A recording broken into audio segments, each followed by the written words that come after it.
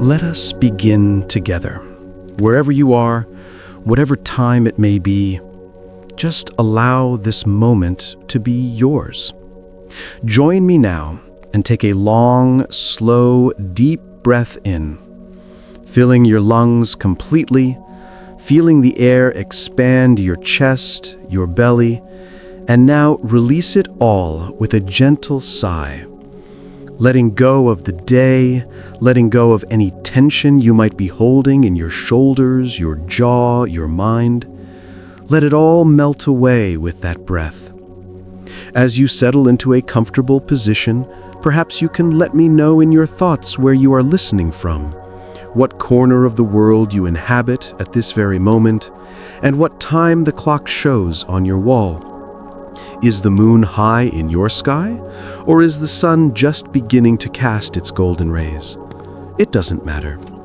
Here, in this space we share, time is a gentle river, and we are simply floating upon it. Now close your eyes if you feel comfortable, and let my voice be your guide. Let us travel back in time, back to the dusty roads and vibrant green rice paddies of ancient India, to a story that unfolds under the gentle, watchful eyes of the Buddha. In a small village nestled by the banks of the river Achiravati, there lived a young man named Kael. Kael was not a prince, nor was he a warrior. He was a potter, but not just any potter. His hands, it was said, were blessed by the earth itself. From a lump of wet, formless clay, he could coax shapes of such sublime beauty that merchants would travel for days just to purchase one of his creations. His bowls were so perfectly balanced, they seemed to float on the tabletop. His vases so elegantly curved, they looked as if they had grown from the ground like a slender flower. Kael's fame was a quiet but steady fire, and his life should have been one of contentment and pride. But it was not. For every 10 perfect pots he created, one would emerge from the kiln with a tiny flaw, a minuscule crack near the rim, a slight discoloration in the glaze, an almost imperceptible wobble in the base. To anyone else, these pieces were still beautiful, still masterly, but to Kael, they were monuments to his failure. Each flawed pot was a sharp stone in his heart. He would smash them to dust, his face a mask of frustration, the sound of shattering pottery echoing his own breaking spirit. The source of his deepest anxiety was a commission he had received from a wealthy patron, a set of 108 alms bowls for a new monastery being built on a distant mountain. This was not just a commission, it was the honor of his lifetime. The bowls had to be more than perfect. They had to be divine, worthy of the hands of the most enlightened monks. The pressure mounted with each rising sun. Kael's sleep became a battlefield of nightmares. He would see kilns exploding, bowls melting into grotesque shapes, the disappointed faces of the monks. He would wake up drenched in sweat, his heart pounding a frantic rhythm against his ribs. His hands, once so steady and sure, began to tremble. The clay, which had always felt like an extension of his own soul, now felt foreign and resistant. He would sit at his wheel for hours, the clay spinning, spinning, spinning, but his mind was a storm and his hands could not find their familiar grace. He was paralyzed by the fear of imperfection. His workshop, once a sanctuary of creation, became his prison. The deadline loomed, a dark cloud on the horizon, and Kael had not yet produced a single bowl that he deemed worthy. He was lost. One evening, as he sat staring at a lump of untouched clay, his shoulders slumped in defeat, an old traveler stopped by his workshop for a drink of water. The man's eyes, clear and calm as a forest pool, took in the scene. The dusty, unused wheel, the shards of broken pottery in the corner, and the profound despair on the young potter's face. The traveler asked Kael what troubled him so deeply. With a heavy sigh, Kael poured out his story. his voice cracking with the weight of his anxiety. He spoke of the commission, the crushing expectation of perfection, and the fear that had stolen the joy from his craft, the peace from his heart. The old traveler listened patiently, his gaze never leaving Kael's face. When the potter had finished, the traveler said, "I have heard that the enlightened one, the Buddha, is resting with his followers in the mango grove just a day's journey from here, by the village of Anupiya. He teaches a path to the end of suffering. Perhaps the path you seek is not in the clay, but on the road to him." A flicker of hope ignited in Kael's weary heart. He had heard tales of the Buddha, of his infinite compassion and wisdom. The next morning, before the sun had even touched the horizon, Kael washed his face, packed a small cloth bag with a piece of bread and a water skin, and set off on the dusty road. He did not know what he would ask or what answer he could possibly receive, but he knew he could not stay in his prison of a workshop for another moment. The journey itself began to work a subtle magic on him. As he walked, he began to notice the world outside his own tormented mind.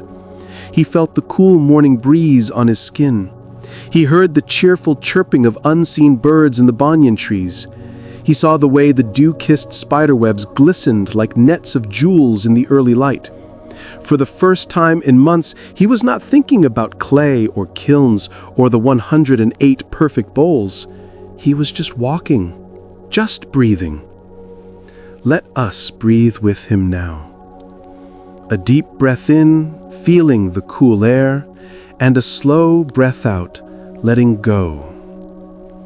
He walked all day, his steps finding a steady, rhythmic pace. The sun climbed high in the sky, warming his back. He shared his bread with a stray dog that trotted alongside him for a while. He watched a line of ants march with disciplined determination across the path. He saw a farmer guiding his buffalo through a muddy field, his movements unhurried and sure. Everything in the world seemed to have a rhythm, a purpose, a flow. Everything except him. By late afternoon, he arrived at the mango grove. It was a place of profound tranquility. The air was cool and shaded, and the only sounds were the gentle rustling of leaves and the low hum of chanting from a distance. He saw men in saffron robes, some walking in mindful meditation, some sitting in silent contemplation, some listening to a discourse. There was an atmosphere of deep, unshakable peace that was so alien to his own inner turmoil. He asked a young monk where he might find the Buddha. The monk, with a gentle smile, pointed towards a large banyan tree at the edge of the grove. And there he was. The Buddha was not seated on a golden throne as Kael might have imagined. He was sitting simply on the grass, his back straight, his eyes half closed, an expression of serene awareness on his face. He was not radiating a blinding light, but there was a palpable aura of stillness around him, an energy that seemed to calm the very air. Kael's heart trembled, not with anxiety now, but with awe. He approached slowly and bowed low, his forehead touching the cool earth. He did not know what to say. The words he had rehearsed on his journey evaporated from his mind. He simply remained there, bowed in silent offering of his own suffering. After a long moment, a calm, gentle voice spoke. "Rise, Potter. What burden do you carry that makes you press yourself so heavily upon the earth?" Kael rose to his knees, his eyes filled with tears. He found his voice, and once again he told his story. He spoke of his love for his craft, the joy it once gave him, and how the pursuit of an impossible perfection had turned his passion into a source of torment. He described the fear, the sleepless nights, the trembling hands. He ended by saying, "Blessed One, I only want to create something perfect, something worthy. But the more I strive for perfection, the more I create only brokenness. I am broken. How can I fix what is broken?" The Buddha listened with a quality of attention that made Kael feel as if he were the only person in the entire universe. There was no judgment in his eyes, only a deep, encompassing compassion. When Kael finished, a long silence settled between them. A silence that was not empty, but full of understanding. Then the Buddha spoke, his voice as smooth and soothing as water flowing over stones. "Kael," he said, "look at the river flowing beside this grove. Does the river strive to be a perfect river? Does it worry that one of its currents is too fast or one of its eddies too slow? Does it fret that it carries a fallen leaf or a piece of driftwood? No, it simply flows. It is a river by the very act of flowing. Its nature is to move, to change, to follow the path the land gives it." He paused, letting the words settle in Kael's mind. "You are a potter. Your nature is not to create a perfect bowl. Your nature is to sit at the wheel, to feel the clay, to guide it with your hands, to be present in the act of creation. The bowl is not the goal. The potting is the goal. The joy you have lost is not in the finished product. It is in the feeling of the wet clay spinning beneath your touch. You have become so focused on the destination that you have forgotten the joy of the journey." The Buddha then picked up a fallen leaf from the ground. It was not a perfect leaf. A caterpillar had nibbled on one edge, and a brown spot marked its center. Is this leaf not beautiful? Its beauty is not in its flawless form, but in its story. This hole tells the story of a hungry caterpillar that was fed. This spot tells the story of the sun and the rain. It is perfect in its imperfection, for it is a true expression of its life. A crack in one of your bowls does not signify your failure. It signifies that the bowl is a thing of this earth, subject to fire and change. It tells the story of the kiln.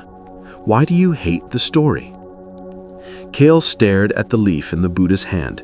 His mind, which had been a tangled knot of anxiety, began to loosen. He thought of the river just flowing. He thought of the leaf telling its story. He thought of his hands not as tools to achieve a result, but as participants in a dance with the clay. A profound shift occurred within him. It was not a thunderous revelation, but a quiet, gentle dawning, like the sun rising over the fields he had walked through that morning.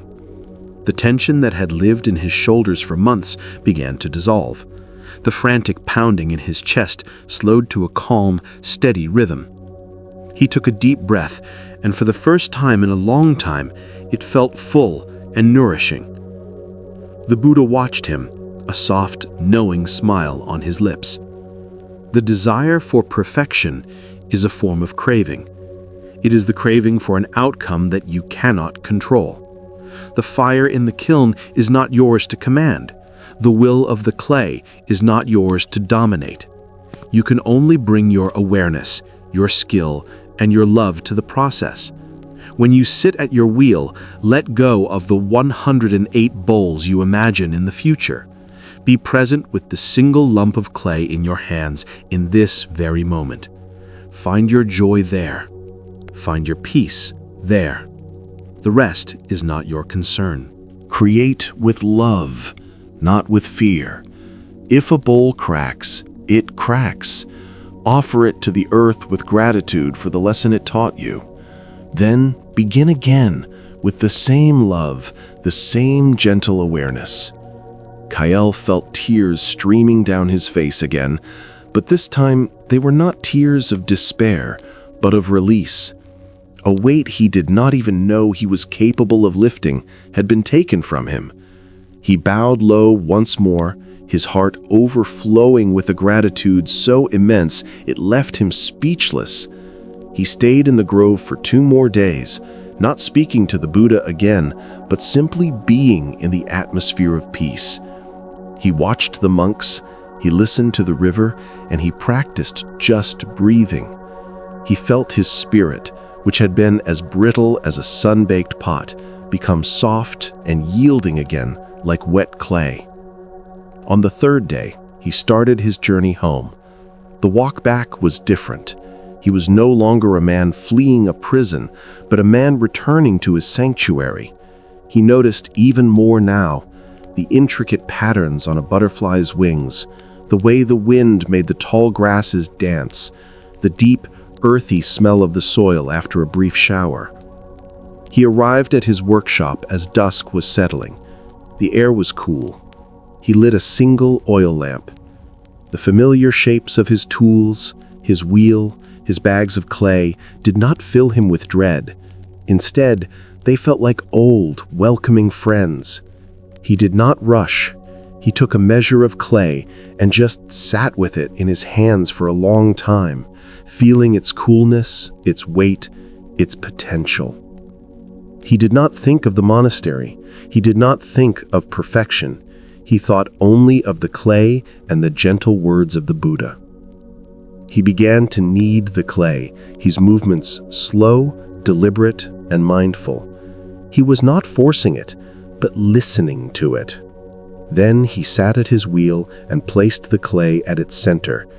He took a deep, calming breath, just as we did at the beginning of our story together. He let it out slowly. And then, with hands that no longer trembled, he began. His hands, now steady and sure, moved with a grace that was not forced, but flowed from a place of deep inner stillness. The wheel began to turn, a soft, hypnotic, whirring sound that filled the small workshop, a sound that had once been the backdrop to his anxiety, but was now a mantra, a rhythm that synced with his own calm heartbeat. Let your own breath find a rhythm now, perhaps syncing with the gentle rise and fall of your chest. In and out. Kael's palms gently cupped the spinning mound of clay. He felt its cool, damp skin, its solid, earthy presence. He wasn't thinking of a bowl. He was simply feeling the clay. He applied pressure, not to conquer it, but to invite it to rise. The clay responded as if it had been waiting for this gentle, respectful touch.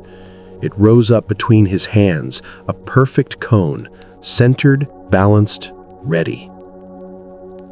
He dipped his fingers in water and began the slow, meditative process of opening the form. His thumbs pressed into the center, creating a hollow, a space of potential, a void from which the form would emerge. Then, with fingers inside and out, he began to pull up the walls. This was the dance he had known his whole life, but it felt entirely new. Before, it was a dance of control, a battle of wills. Now it was a dance of partnership. He could feel the subtle shifts in the clay, where it wanted to go, how thin it was willing to become. He wasn't imposing a preconceived idea of a perfect bowl onto the clay. He was listening to the clay and discovering the bowl that was waiting within it. His focus was absolute. The world outside the spinning circle of clay dissolved. The deadline, the monastery, the patron, all of it vanished. There was only the feeling of the wet, spinning earth in his hands, the soft sound of the wheel, and the rhythm of his own quiet breath. When he felt the bowl was complete, he did not stop to scrutinize it. He did not hold it up to the light to search for imperfections. With a fine wire, he sliced it cleanly from the base and gently lifted it, placing it on a wooden board to dry. He gave it a single appreciative glance, a nod to a partner in a beautiful dance, and then turned back to the wheel. He took another measure of clay and began again, and again, and again. His days fell into a simple, peaceful rhythm. He would wake with the first light, not with a jolt of panic, but with a sense of gentle gratitude. He would sit for a while, just watching the sky change color, just breathing, feeling the air fill his lungs. He would eat a simple meal, tasting every bite, and then he would go to his workshop and he would pot. He worked without haste, without anxiety. He lost all track of time. Some days he made 3 bowls, some days he made 10. It didn't matter. What mattered was the state of his mind as he worked. He was fully present, fully engaged, finding his joy not in the future promise of a perfect collection, but in the immediate, tangible reality of the moment. His sleep, once that was torment, was now deep and restorative. He would lie down at night and sink into a profound, dreamless peace, his body and mind finally at rest. Let yourself sink into that same feeling of peace now. Feel the surface beneath you, supporting you completely. You are safe. You are at rest. The first test of his new philosophy came weeks later. The first batch of 24 bowls was dry and ready for the kiln. As he carefully stacked them inside, a faint echo of the old fear whispered in his mind. The kiln was the place of transformation, the place of fire and unpredictability. It was where his quest for perfection had always met its fiery end. He could feel a familiar tightening in his chest, but this time he did not fight it. He did not push it away. He simply noticed it. He paused, placed his hand on his heart, and took a deep breath just as the Buddha had taught him. He acknowledged the fear. "I see you," he whispered to it. "You are the memory of an old pain. But I am here, now, and I am not afraid." He did not attach himself to the fear. He simply observed it. And like a cloud passing in the sky, it began to dissolve. He bricked up the entrance to the kiln and lit the fire, not with a prayer for a perfect outcome, but with an offering of trust to the process. He fed the fire for a day and a night, feeling its immense heat, its transformative power. Then, he let it cool for 2 more days. The moment of opening the kiln had always been one of high drama, his heart pounding with hope and dread. This time, Kael approached it with a quiet curiosity. He slowly dismantled the brick door, a wave of residual heat washing over him. Inside, the bowls glowed with a warm, earthy light. He reached in with his tongs and lifted the first one out. It was a beautiful, simple bowl, its glaze a deep, rich brown. He placed it on the table. He lifted another, and another. They were all beautiful, each one glowing with the life the fire had given it. And then he saw it. One bowl, nestled in the back, had a unique mark. On its side was a dark, shadowy patch, a fire cloud, where the flame had directly licked the clay, creating a smoky, unpredictable pattern. In his old life, this would have been a disaster.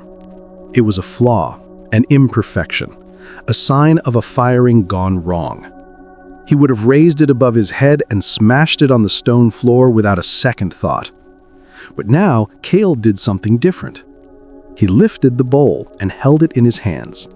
He turned it over and over, looking at the fire cloud, not as a mistake, but as a feature. He remembered the Buddha's words, holding the nibbled leaf. "It is perfect in its imperfection, for it is a true expression of its life." Kael looked at the dark patch on his bowl. This mark was not his failure. It was the story of the bowl's journey through the fire. It was the place where the flame had kissed it, leaving its signature. It was a map of its own transformation. It was completely unique. No other bowl in the world would ever have this exact mark. He ran his thumb over the spot. It was smooth, but visually it told a tale of violence and beauty, of chaos and creation. A slow smile spread across his face. It was the most beautiful bowl he had ever made. From that day on, Kael's understanding of beauty was transformed. He no longer saw his work as a fight for uniformity. He began to embrace the small chances, the happy accidents of the process. When a drip of glaze ran in an unexpected way, creating a streak of lighter color, he saw it as a teardrop of joy. When the rim of a bowl drooped ever so slightly in the heat, giving it a subtle, organic asymmetry. He saw it as the bowl relaxing, sighing into its final form. He started to experiment, welcoming the unpredictable nature of the fire. His workshop was no longer a factory for producing identical objects. It was a garden where each creation was allowed to grow into its own unique self. The seasons turned. The monsoon rains came, drumming a soft, steady rhythm on the roof of his workshop as he worked. The air thick with the smell of wet earth. Let yourself imagine that smell now. The fresh, clean scent of rain on dry ground. The rains passed, and a cool, gentle winter settled over the village. The collection of bowls grew. 50, 70, 90. He arranged them on long shelves that lined his workshop. To an outsider, it was a breathtaking sight. A sea of earthen tones, each bowl a variation on a theme, like a family of faces, all related, but each one distinct. There were bowls that were smooth and serene, and bowls that were rough and full of character. There were bowls with glazes like a calm night sky, and bowls with patterns like a storm-tossed sea. They were not 108 perfect bowls. They were 108 real bowls. Each one had its own story etched into its surface. Each one was a testament not to his control, but to his surrender. As he neared the end of his task, he worked on the 108th bowl. There was no special pressure, no feeling that this last one had to be the most perfect of all. It was simply the next one. He sat at his wheel, centered the clay, and began the familiar, loving dance. As he shaped it, he did not think of the end of his journey, but of the beginning. He thought of the desperate, broken man who had walked the road to the mango grove. He thought of the kindness in the Buddha's eyes, the wisdom in his gentle voice. He poured all the gratitude, all the peace, all the quiet joy he now felt into his hands and offered it to the clay. When the last bowl was finished and placed on the shelf with his brothers and sisters, Kael did not feel a sense of triumphant accomplishment. He felt a quiet, simple completeness. The work was done. The man who had started the commission was not the same man who had finished it. The commission had been a cage, but the Buddha had shown him that the door was open all along. He had only needed to learn how to walk through it. He spent the next few days carefully packing the bowls in straw-lined baskets. Each one he touched felt like a friend. He remembered the moment of its creation, the feeling of the clay, the unique mark the fire had given it. He was not sending away a product, he was sending his journey, his transformation out into the world. The day he was to leave, he loaded the baskets onto a sturdy cart. The entire village seemed to turn out to see him off. They had watched his transformation, seen the frantic, haunted man become a beacon of calm. They had seen the piles of shattered pottery disappear, replaced by shelves of breathtakingly unique art. They didn't understand the philosophy behind it, but they could see its result. They saw peace. As Kael prepared to guide the cart onto the road, the same road that had once led him to his salvation, he looked back at his workshop, no longer a prison, but a sanctuary. He took a long, deep breath, feeling the cool morning air, and set off, his heart not heavy with the burden of expectation, but light with the freedom of acceptance. The journey to the mountain monastery was long, but every step was a meditation, a continuation of the peace he had found at his wheel. The journey to the mountain monastery was a mirror of his first journey to the Buddha, but this time the reflection was serene. The cartwheels crunched a steady, rhythmic beat on the gravel path, a slower, more deliberate version of his potter's wheel. He was no longer a man running from his own mind, but a man carrying a tangible expression of his newfound peace. He moved with the unhurried grace of the farmer he had once watched, guiding his cart as the farmer had guided his buffalo. He was not in a hurry to arrive. The journey itself was the destination. As he traveled, the landscape began to change. The flat, fertile plains gave way to rolling hills, and then the hills began to climb, growing into foothills covered in dense green forests. The air grew cooler and thinner. The scent of damp earth was replaced by the clean, sharp smell of pine and mountain herbs. Let yourself breathe in that clean, crisp mountain air. Feel it energize you, clearing your mind. He camped by the side of the road each night, sleeping under a blanket of stars more brilliant and numerous than he had ever seen in the village. He wasn't afraid. He felt a deep connection to the vast, silent world around him, a part of its grand, unfolding story. He saw his 108 bowls not as his creations, but as small pieces of the earth he had borrowed, shaped, and passed through fire, and was now returning to a different part of the world, much like himself. After several days of steady climbing, he saw it. The monastery, perched on a high ledge, seeming to float amidst the clouds. It was a structure of elegant simplicity, its white walls and dark sloping roofs designed to exist in harmony with the mountain, not to dominate it. Kael felt a sense of rightness, a feeling that his bowls, with all their earthy imperfections and unique stories, belonged here. He arrived at the monastery gates just as the evening chants were beginning, the low, resonant sound echoing through the valleys, a sound that vibrated deep in his chest. A young monk greeted him with a gentle bow, his face calm and welcoming. "We have been expecting you, Potter Kael. The abbot is waiting to receive your offering." Kael was led through quiet, clean-swept courtyards, past monks walking in silent meditation, their presence contributing to the profound stillness of the place. He was brought before the abbot, an old man with eyes as clear and deep as the mountain sky. The abbot's face was a map of gentle wrinkles, each line seeming to hold a story of compassion and wisdom. Kael bowed low, his heart calm. "I have brought the alms bowls," he said simply. The abbot gestured for the baskets to be brought into the main hall. As monks began to carefully unpack the bowls, a low murmur went through the room. They were not what the monks had expected. They had heard of Kael's fame, of his legendary perfection. They had envisioned 108 identical bowls, flawless and uniform, a testament to masterly control.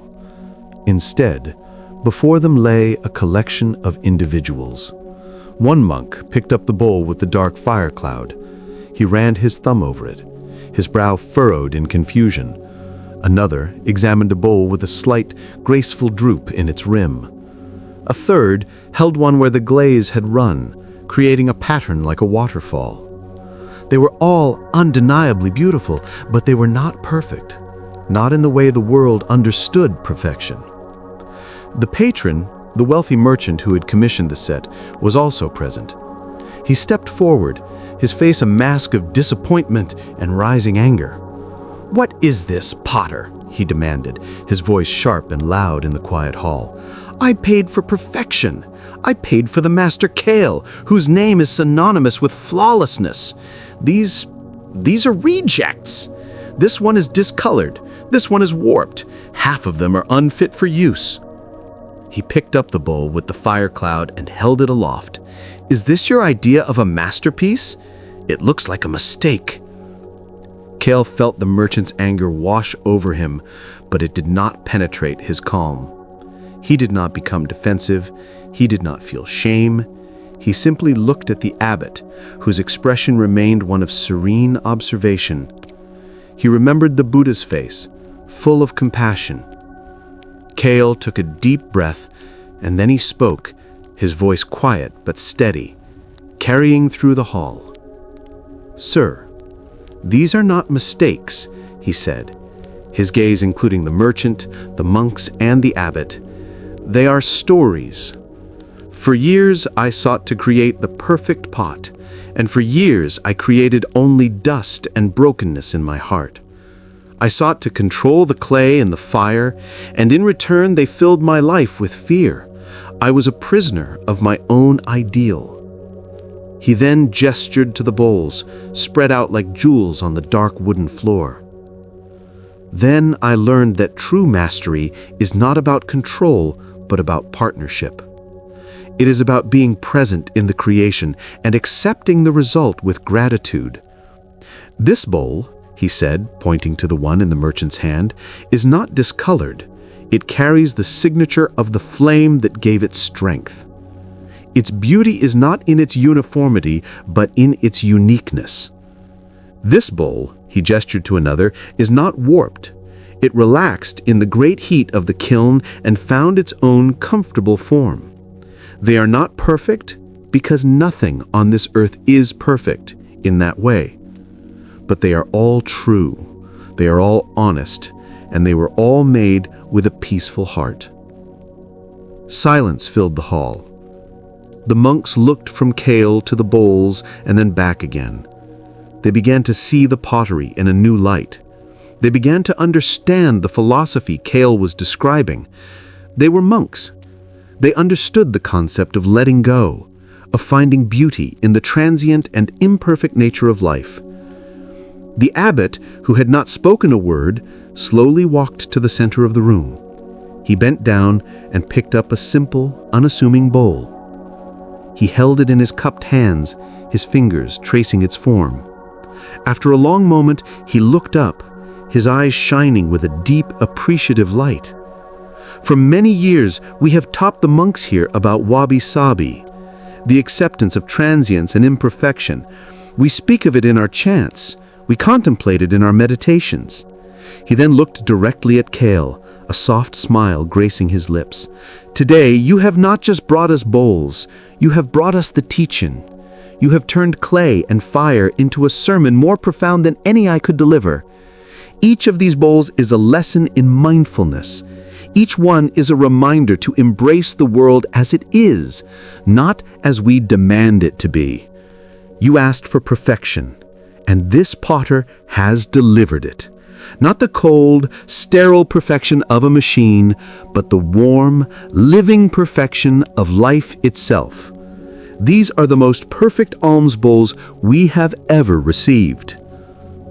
With that, the abbot took the bowl he was holding and walked to the entrance of the hall, where a large vessel of water stood. He filled the bowl and drank from it, a simple, profound act of acceptance. One by one, the other monks came forward. Each monk chose a bowl, not searching for the best one, but allowing a bowl to choose them. They picked up the one with the fire cloud, the one with the dripping glaze, the one with the slightly asymmetrical rim. They held them not as flawed objects, but as unique treasures. They saw the story in each one. They saw the truth. The angry merchant stood alone, his face a mixture of confusion and dawning understanding. His world of rigid commercial value had just collided with a world of deep spiritual truth, and he was left speechless. Kael watched, his heart full. He had not sought to teach anyone. He had only sought to heal himself. But in healing himself, in finding his own peace, his work had become a source of teaching for others. He had simply followed the path of the river, and it had led him here. He stayed at the monastery for a week, not as a guest of honor, but simply as a visitor.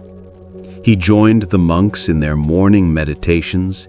He ate his simple meals from one of his own bowls, and he spent long hours just sitting, looking out at the mountains, feeling the vast, quiet peace of the place. On the day he was to leave, the abbot walked with him to the gates. "Your journey has brought a great gift to our mountain, Kael," the abbot said. "What will you do now?" Kael smiled, a genuine, peaceful smile that reached his eyes. "I will go home, and I will make another pot." He did not say he would make a perfect pot.